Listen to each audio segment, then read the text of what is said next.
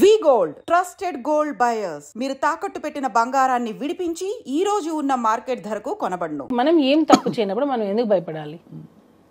నేను ఫీల్ అయ్యేది అది. నేనేం తప్పు చేయలేదు, నా హస్బెండ్ ఏంటో నాకు తెలుసు.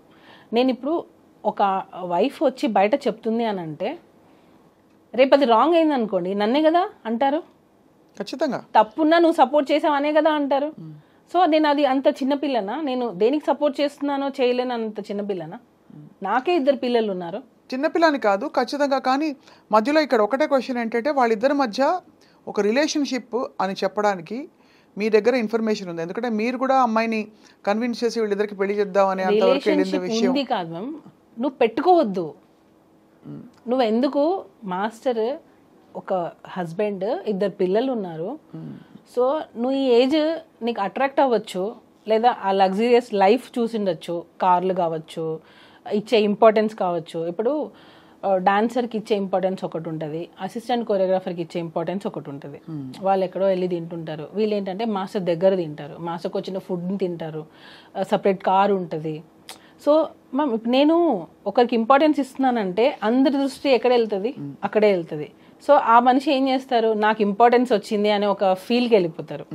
ఇంకొకటి నేను చెప్పాలనుకుంది, ఢీ షోలో పర్ఫార్మెన్సెస్ చేసుకునే ఒక అమ్మాయిని తీసుకొని వచ్చి డైరెక్ట్గా ఒక పెద్ద పెద్ద హీరోస్ ముందు నిల్చోబెట్టి ఛాన్స్ ఇచ్చినప్పుడు కష్టం అనేది ఎక్కడా తెలియలేదు. ఇక్కడ ఈ రోజుల్లో ఒక పెద్ద హీరో దగ్గర వర్క్ చేయాలంటే చాలా స్టేజెస్ దాటి రావాలి. కానీ ఇక్కడ ఈ అమ్మాయికి ఏంటంటే డైరెక్ట్ ఢీ షో నుంచి direct Dhanush sir, Charan sir, NTR sir, ఇట్లా చాలా మంది దగ్గర పెద్ద పెద్ద హీరోస్ దగ్గర వర్క్ చేయాలి. ఎందుకు అంత ఆపర్చునిటీ ఇచ్చారు జానీ మాస్టర్ దానికి? అంటే వర్క్ నచ్చింది, ఇచ్చారు. ఓకే మన దగ్గర చేస్తే బాగుంటుంది. ఇప్పుడు ఎవరైనా మంచి డాన్సర్ కావాలనే కదా అనుకుంటారు. సో అలా పిలిచారు. మాస్టర్ చిన్న చిన్న సాంగ్స్ చేసే స్టేజ్ అప్పటికి అయిపోయింది. సారీ, చిన్న చిన్న సాంగ్స్ అని నేను ఎప్పుడు చెప్పకూడదు, ఎందుకంటే అన్ని సాంగ్స్ ఒకటే. అర్థమైంది. హీరోస్ ఎక్కువ ఫేమ్ ఉన్న హీరోస్ దగ్గర మాస్టర్కి ఛాన్సెస్ రావడం స్టార్ట్ అయింది. సో అప్పుడు ఆ అమ్మాయి అక్కడే వర్క్ చేస్తుంది కదా. మాస్టర్ ఏ హీరో దగ్గర ఉంటారో ఆ అమ్మాయి అక్కడే వర్క్ చేస్తుంది. సో ఆటోమేటిక్గా ఆ అమ్మాయి పెద్ద హీరో దగ్గర నుంచే స్టార్ట్ అయింది తన కెరియర్ అనేది. ఇండస్ట్రీకి రావడంతోనే విజయ్ సార్ పెద్ద పెద్ద హీరోస్తోనే చేసింది వర్క్. అవును, నేను అడిగేది అదే. అంటే మీరు ఎందుకు ఇన్వాల్వ్ అయ్యి తన దగ్గరికి వెళ్లాల్సి వచ్చింది? నువ్వు మనసు పడిందా తను? నేను పడింది, అదే కదా నేను అంటున్నాను. నేను ఒకరోజు రిహార్సల్కి వెళ్ళాను, షూట్కి రిహార్సల్స్కి వెళ్తుంటా. నేను వెళ్ళినప్పుడు ఆ అమ్మాయి నన్ను చూసి భయపడ్డము, ఎందుకో కొంచెం ఇన్సెక్యూర్గా ఫీల్ అవ్వడం, నేనేదో ఐడెంటిఫై చేసి తను ఏదైనా అడుగుతానేమో, ఏదో ఒకటి సంథింగ్ నా దగ్గర ఉన్నప్పుడు కొంచెం ఎక్కువ రాదు. సరే అని చెప్పి నాకు కొంచెం వియర్డ్గా అనిపించింది బిహేవియర్. అప్పుడు నేను మాస్టర్కి చెప్పాను, తనని దూరం పెట్టు, తన వల్ల నీకు ప్రాబ్లం వస్తుంది అని చెప్పాను. నేను అప్పుడే చెప్పాను. నేను మాస్టర్ వచ్చి లేదు అలా ఏం కాదు, మంచి అమ్మాయి, హార్డ్ వర్క్ చేస్తుంది, మంచి అమ్మాయి. మాస్టరే అన్నారు మంచి అమ్మాయి, హార్డ్ వర్క్ చేస్తుంది అని అన్నారు. తర్వాత రంజితమే సాంగ్ అప్పుడు స్ట్రిక్ట్గా చెప్పాను, ఆ అమ్మాయి వద్దు మన దగ్గర. ఎందుకనంటే నాకు మాస్టర్ దగ్గర ఉన్న అసిస్టెంట్ కొరియోగ్రాఫర్స్, డాన్సర్స్ నాకు కాల్ చేసి, వదిన ఆ అమ్మాయి చాలా ఎక్కువ చేస్తుంది, మాస్టర్ ఇచ్చే ఇంపార్టెన్స్ని తను వేరే వేలో తీసుకెళ్తుంది, సో జాగ్రత్త అని చెప్పి నాకు చాలామంది డాన్సర్స్ కాల్ చేసి చెప్పారు. అప్పుడు నేను మాస్టర్ కాల్ చేసి, ఈ అమ్మాయి మన దగ్గర వద్దు, మాస్టర్ ఎంతైనా చేయనివ్వండి, నేను వన్స్ ఒకసారి వద్దు అని స్టాండ్ తీసుకున్నానంటే మాస్టర్ దానికి కట్టుబడి ఉంటారు. స్టార్టింగ్లో ఒకవేళ అటు ఇటు డిస్కషన్ జరిగినా అట్ ద ఎండ్ మాస్టర్ నన్ను ఎప్పుడు క్రాస్ చేసి వెళ్ళారు. అంటే తను చెప్పేది నిజమే అని నమ్ముతారు. సో అలాగా వద్దు అని అనుకున్నా మా అమ్మాయిని పక్కన పెట్టేశాను. తర్వాత తను పుష్ప 2లో వచ్చింది అనేది. ఇప్పుడు పుష్ప 2లో కూడా అమ్మాయికి ఎలా వస్తుంది చెప్పండి? జానీ మసదిగా చేస్తేనే. పుష్పలో చేసింది ఆ అమ్మాయి, 1లో చేసింది, తర్వాతనే కదా నీకు 2లో కూడా అవకాశం వస్తుంది. నువ్వు అవకాశాల పరంగా తను జానీ మాస్టర్ అసిస్టెంట్గా చేసిన ఈ విషయాలు అవన్నీ అది ఒప్పుకుంటున్నారు అందరూ. ఇక్కడ 2 పాయింట్లు. ఒకటి, ఇష్టపూరితంగా కానీ అయిష్టంగా కానీ వీళ్ళిద్దరి మధ్య ఒక రిలేషన్షిప్ ఉందా? ఆ రిలేషన్షిప్ని భరించలేని ఒక భార్యగా మీరు కూడా నలిగిపోయి ఉంటారనే విషయం కూడా సమాజం మాట్లాడుకునే వాళ్ళు గుర్తిస్తారు. బికాజ్ ఎంత లేదన్నా మీరు ఎన్ని వైపులు అందరూ వచ్చి మీకు చెప్పినా కూడా మీకు అది బాధే కదా. అవును మ్యామ్. ఇప్పుడు ఒక ఆడపిల్ల వచ్చి దూసుకొచ్చేస్తుంది, తను మీ ఆయన్ని డైవర్ట్ చేస్తుంది అని అంటే it's very painful for any wife. చాలా సఫర్ అయ్యాను మ్యామ్ ఆ అమ్మాయి విషయంలో, చాలా సఫర్ అయ్యాను. వాళ్ళ మదర్కి ఆ అమ్మాయికి చాలాసార్లు నేను కాల్స్ చేశాను. మీరు చేసేది తప్పు, మీరు బియాండ్ ఎక్స్పెక్ట్ చేస్తున్నారు, మీ కెరియర్ ఇది కాదు, మీరు వచ్చింది దేనికి, మీరు ఒక అసిస్టెంట్ కొరియోగ్రాఫర్గా వచ్చారు, మీ పని మీరు చేసుకున్నారా, వెళ్ళిపోయామా, ఇలానే ఉండాలి అని నేను ఆ అమ్మాయికి చాలాసార్లు చెప్పాను. పిలిచి మరీ చెప్పాను, ఇంటికి కూడా పిలిచాను. నా దగ్గర లేదు అసలు అలాంటిది ఏం లేదు నాకు అని అంటది.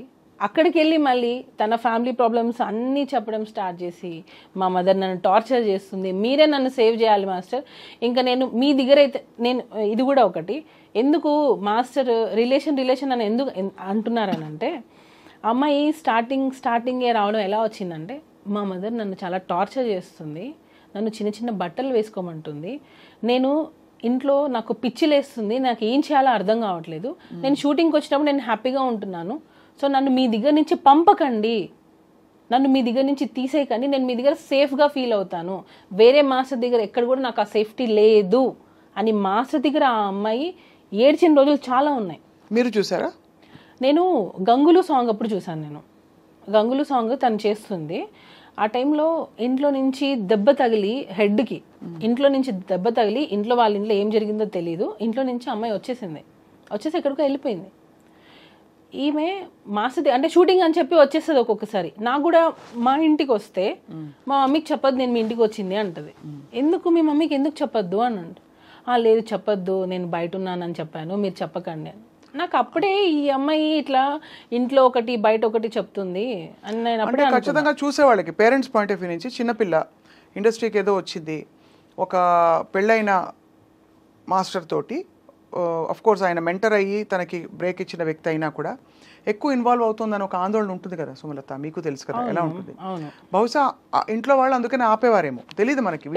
ఎక్స్పెక్ట్ చేస్తే పేరెంట్స్ ఏదైనా పర్లేదు, నువ్వు ఎలాగైనా ఏదైనా పర్లేదు, నీ కెరియర్ సెట్ అవ్వాలని పేరెంట్స్ ఎంకరేజ్ చేస్తే ఇక్కడ జరిగింది అదే. ఇంకొకటి ఫోక్సో 16 years అని అంటున్నారు. ఇన్ని ఇయర్స్లో మీ మదర్కి ఏం తెలియకుండా ఉంటుందా?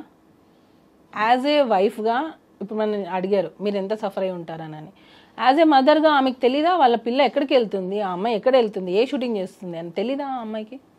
ఖచ్చితంగా. అంటే మీరు అడిగే క్వశ్చన్స్ లాజికల్గానే ఉన్నాయి డెఫినెట్గా. అంటే అంత తెలియకుండా ఇన్నేళ్ళు ఏం చేయకుండా ఊరుకుంటారా పేరెంట్స్ అని అడుగుతున్నారు, అంతేనా? తెలిస్తే మీ ఇంటికి వస్తేనే వాళ్ళ మదర్ ఆ అమ్మాయి చాలాసార్లు మా ఇంటికి వచ్చి ఏమనేవారు, మాట్లాడుకోవడం, డిస్కషన్స్ నార్మల్గా కెరియర్ గురించి ఇలా. నేను ఒకసారి దీని గురించి కూడా వాళ్ళ మదర్ని పిలిపించాను ఇంటికి, మీ అమ్మాయి ఇలా చేస్తుంది కొంచెం చూసుకోండి.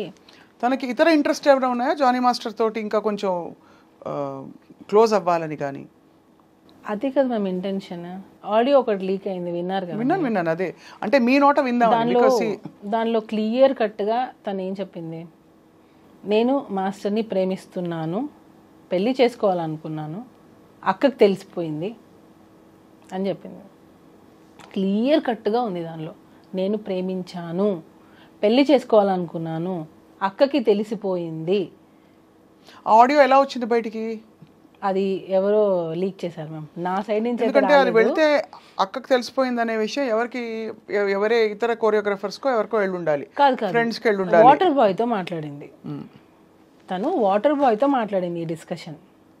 వాటర్ బాయ్ ఎందుకు రికార్డ్ చేస్తుంటాడు? అప్పటికి ఇంకా ఏమీ లేదు కదా.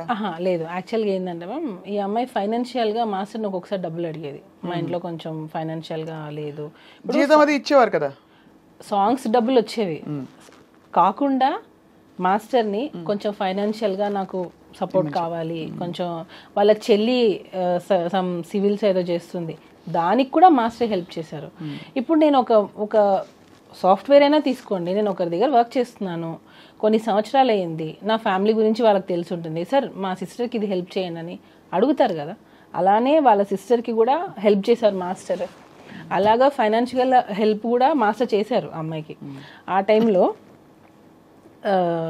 ఈ వాటర్ బాయ్ అన్న అతను అడిగాడు, వెళ్ళిపోయింది ఆమె మన దగ్గర నుంచి, వెళ్ళిపోయింది, కంప్లీట్గా వెళ్ళిపోయింది. నేను అన్నాను, నువ్వు ఏమైనా ఆ అమ్మాయికి ఏమైనా ఇచ్చి ఉంటే అది తీసేసుకో, మనకి ప్రాబ్లమ్స్ రాకూడదు, వన్స్ వెళ్ళిపోయిందంటే వెళ్ళిపోయింది, సో ఇక్కడ ఏమైనా తీసుకునేటప్పుడు ఆ అబ్బాయి, ఈ వాటర్ బాయ్ అనే అబ్బాయి త్రూ మాట్లాడి ఇచ్చామన్నమాట. ఎందుకంటే మేము ఈవెన్ మాకు అప్పటికి కేసు అవ్వలేదు, అసలు అమ్మాయితో మాట్లాడడం మాకు ఇంట్రెస్టే లేదు. సో టోటల్గా కట్ అయిపోయింది. ఆ అబ్బాయి కాల్ చేసినప్పుడు ఆ అబ్బాయి మాస్టర్ ఇచ్చుని ఉంటే అవి వెనక్కి ఇచ్చేసేయి అని అడిగాడు. అప్పుడు కూడా ఆ అమ్మాయి ఏం చెప్పింది, నేను ఇవ్వాలి అని అంటే మాస్టర్ని ఇంటికి రమ్మనండి, ఇంటికి వచ్చి తీసుకోమని చెప్పండి. అంటే నీకు హెరాస్మెంట్ జరుగుతుంది, అయినా నువ్వు ఇంటికి పిలుస్తున్నావా? అయిపోయింది ఇంకా. అంటే నువ్వు హెరాస్మెంట్ అన్ని సంవత్సరాలు ఫేస్ చేసావు, నువ్వు వెళ్ళిపోయావు, మా దగ్గర వర్క్ కూడా చేయట్లేదు, అయినా నువ్వు ఇంటికి ఎందుకు రమ్మంటున్నావు? ఇంకా క్లియర్గా అర్థం కావట్లేదా మ్యామ్? తనకి మాస్టర్తో లైఫ్ షేర్ చేసుకోవడం కావాలి, ఆ లగ్జరియస్ లైఫ్ కావాలి. ఆ మాస్టర్ ఆ పొజిషన్లో ఉన్న రోజులు తినే అసిస్టెంట్గా ఉండాలి. వేరే వాళ్ళని అసిస్టెంట్గా పెడితే కూడా తను ఒప్పుకునేది కాదు.